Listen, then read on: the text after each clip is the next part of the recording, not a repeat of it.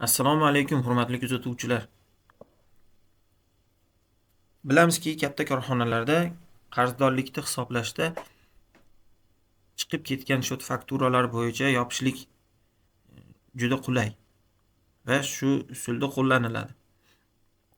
Dasturlarda buni qilish e, oson, dasturchilarimiz chiroyli qilib qo'yib beradi, lekin dastur bo'lmasa-chi yoki dasturda o'sha funksiya bo'lmasa, dasturchiga zakaz berib, pul sarflab qildirishga imkon bo'lmasa, buni Excelda ham qilsa bo'ladi.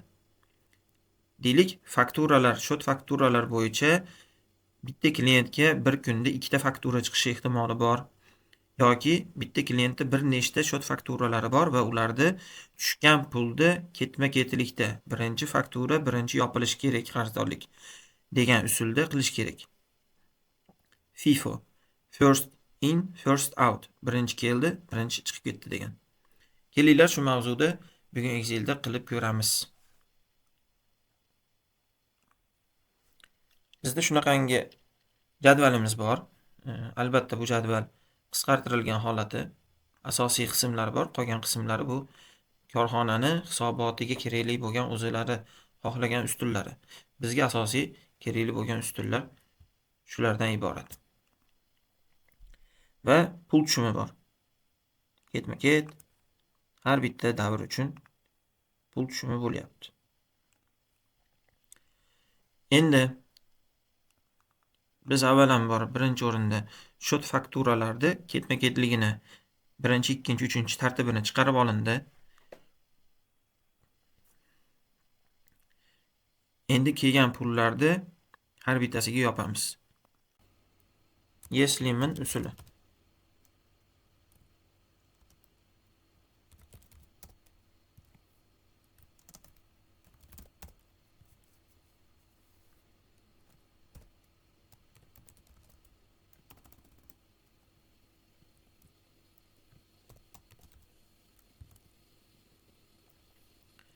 Birinchi o'rinda biz umumiy tushgan puldan shu kungacha shu shot fakturaga, mana hozir bu yerda yozilyapti, bu qatorda hozirgi fakturagacha bo'lgan eski qarzdorliklarni ayirsak va natija shu qarzdorlikka teng yoki undan katta bo'lsa, to'lovni shu qarzdorlikka teng miqdoriga to'g'irlab beramiz. Demak, biz avvalambor sum yeslimin orqali bankda tushgan pullarni hammasini yig'ib kelishimiz kerak. Konkret klient bo'yicha. Yig'ib keldik. Nol ekan baxtimizga. Endi bundan eski qarzdorlikni ayiramiz. Yana sum yeslimin va bu yerda uje buni summirovать qilamiz. Bu klientni iminni eski fakturalari, ya'ni kichkina. Mana bu katta bo'lishi kerak. Kichkina bundan. Bu katta bo'lyapti shunda. Mana ayirganimizdan keyin natijasi qarzimizdan katta yoki teng bo'lsa bundan. Demak, bizga mashina o'zini olib kelib berasan deymiz. Ikkinchi shart, agar birinchisi ishlamasa. Ikkinchi shartimiz endi agar umuman hech narsa bo'lmasa, ya'ni biz bankdagi tushgan puldan eski qarzdorlikni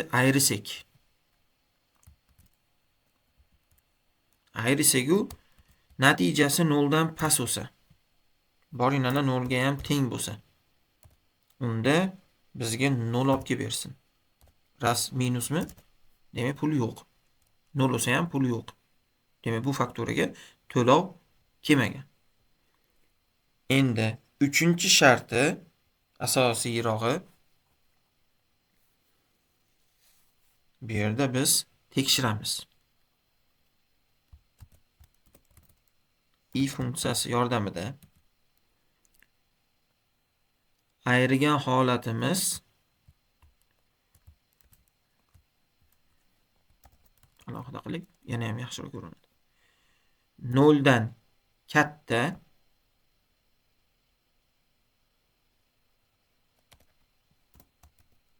va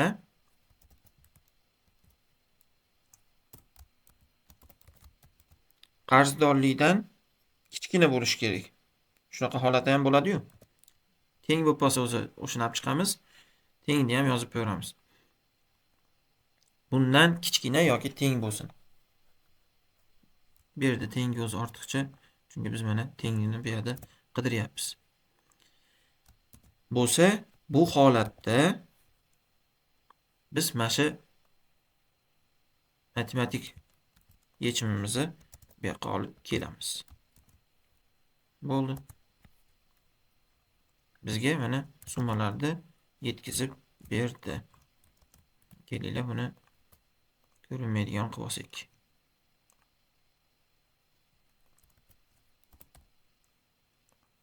Mana. Tekshiramiz. Ko'prog'ini tekshiraylik. Mana Megalux.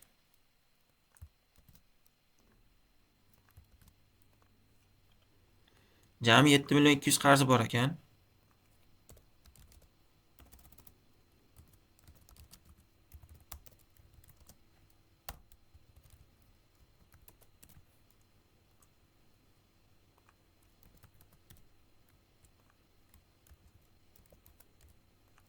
Yani jami 7.200.000 qarzi bor ekan, 4.300.000 pul tushiribdi.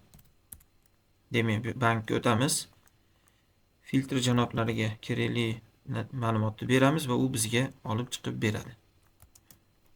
Qarabsizki, ko'rib turibsiz, 4.300.000 so'm pul tushgan va u pul tushumi iyundagi shot fakturani birinchi yopyapti. Qoldig'i keyingi fakturaga o'tyapti. Yopmasa ham. Mana bemalol har bitta fakturani ko'rib olishimiz mumkin.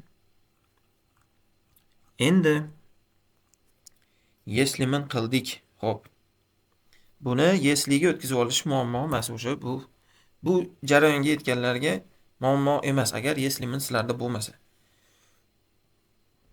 Imkon bo'lsa 2024-versiyasini o'rnatib olinglar Excelda. Bo'lmasa har bittasiga yesliga qo'yib chiqasizlar. Bunisi olib tashab, bu yesli bo'ladi. Istinaga buni bo'lib, mana bu yerdan yana yesli ketadi. Yana xuddi shunaqa qilib ketilinadi. Bunga to'xtalib o'tmaymiz. Endi biz yangi funksiya orqali qilamiz. Ya'ni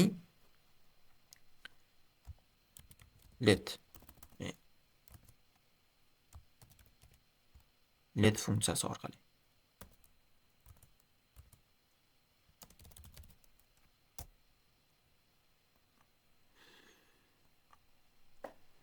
Mana bunisi qiziqroq.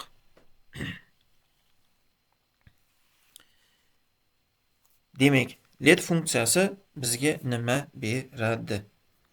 Let funksiyasi yordamida biz o'zgaruvchanlarni aniqlab olishimiz mumkin. Birinchi o'zgaruvchimiz bu qoldiq.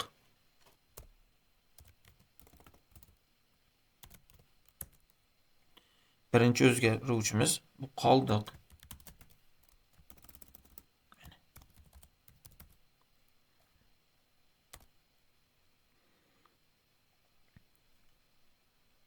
Bu nimadan kelib chiqadi? Bu mana funksiyasida mana olaylik.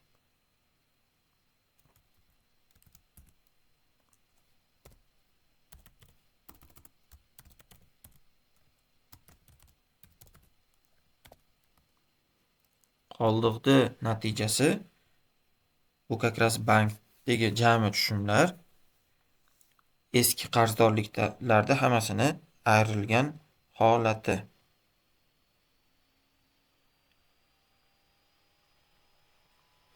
To'g'rimi? To'g'ri. Keyingi ism, keyingi o'zgaruvchan.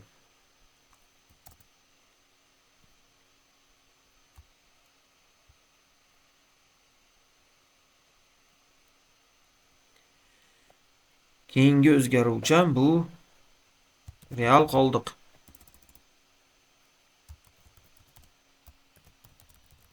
Real qoldiq. Probel bilan yozish mumkin emas. O'shuning uchun qo'shib yozdim yoki orasiga pastki chiziqchani qo'yishinglar kerak. Real qoldiq nima? Real qoldiq. Bu mana bu shot fakturamiz. Если minni tiqib yuboramiz endi. Если min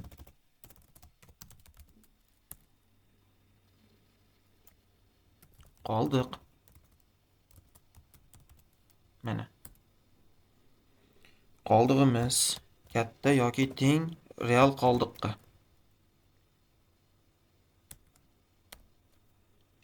Agar o'shunaqa bo'lsa, real qoldiq deymiz.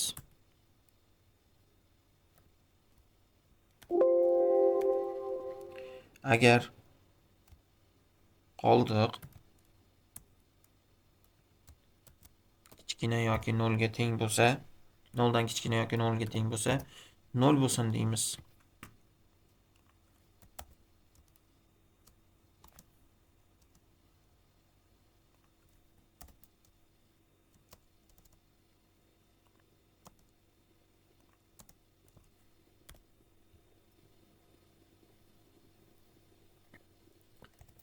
Va uchinchisi i funksiyasi orqali agar qoldig'imiz 0 dan katta yoki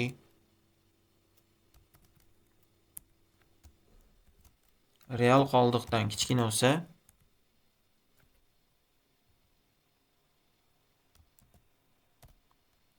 unda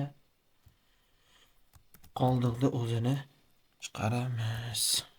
So'ng yesli yopamiz. Letni ham yopamiz.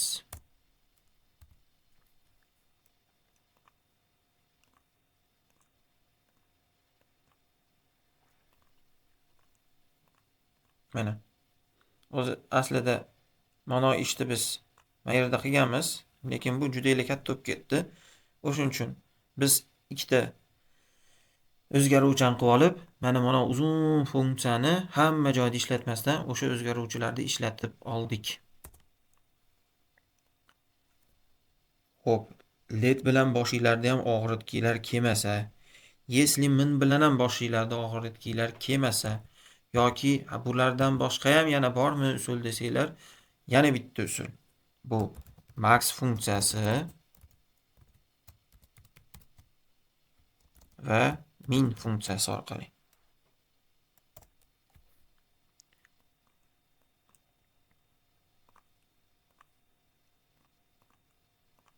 Demak, biz funksiyani shunday qo'yamizki, maksimalniyni izlaymiz. Nimani ichidan maksimalniy? Maksimalniyimiz nimani ichidan maksimalniy? Maksimalniyimiz bu avvalambor tepadan pastdan tepaga chiqamiz bu holatda. 0 bilan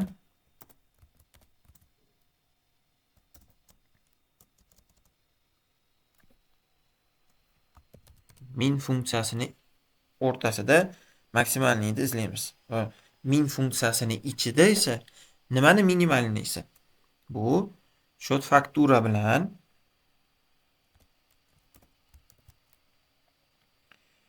sum если min funksiyasi orqali chiqargan anaqamiz. Ya'ni mana funksiya deb copyright qilmoqman.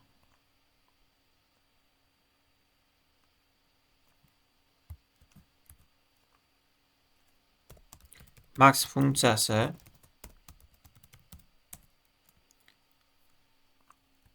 biz ikkita natijani orasidagi eng kattani qidiryapmiz. Bu birinchi natija 0, ikkinchi natija min funksiyasi. Va min funksiyasini ichiga biz qaysi natijalarda orasidagi minimalniyni izlayapmiz deymiz. Birinchisi bu shot fakturamiz. Ikkinchisi bo'lsa umuman bankdan polni tushgan summadan eski qarzdorlikni ayirgan holatimiz. Mana hozir bu yerda bu 0. 0 bilan fakturani orasida minimalnisi 0 va ikkita 0 orasida maksimalnisi 0. Bo'ldi. Shu bilan formulamiz tugadi. Biz endi mingni yopamiz.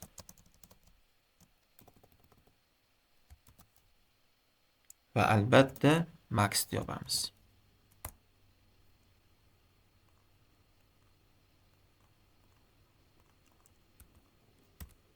Mana o'sha natija.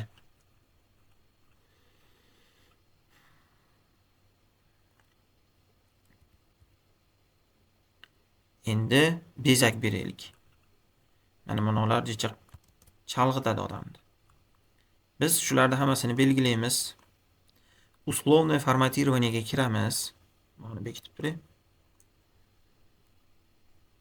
Создать правилоga o'tib, использовать формулу deb bu yoqqa barobar счет fakturaga F4 bilan 2 marta F4 bosib barobar любой bitta uchovsidan bittasi. Hammasi bir xil chiqyapti. Men birinchisini bosaman.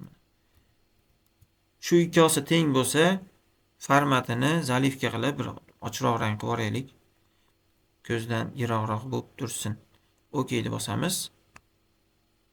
Uzr. Zalivkani emas. Управление правила.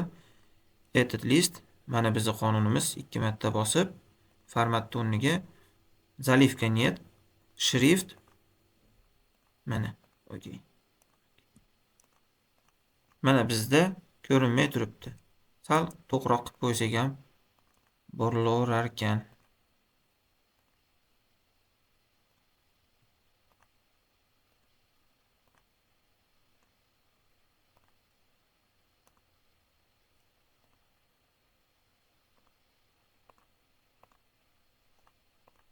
Ana.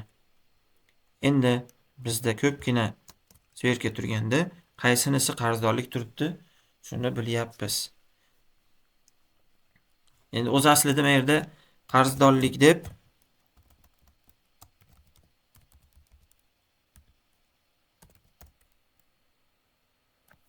qarzdorlikdan to'langan pulni olib chiqishimiz kerak edi, raznicasini. Mana. Va nollarimiz biz уже C formati orqali to'g'irlab olganmiz. Bu yerda 0 bo'lsa, hammasini seri qilib qo'ysak bo'laveradi. O'zgartirish kiritib, diapazonda I o'rniga J. Va bu yerda formulani aytamiz. Y3 emas, J3 0 ga teng bo'lsa. Даже birdan kichkina deylik. Kopeykalar paydo bo'lib qolish ehtimoli bor.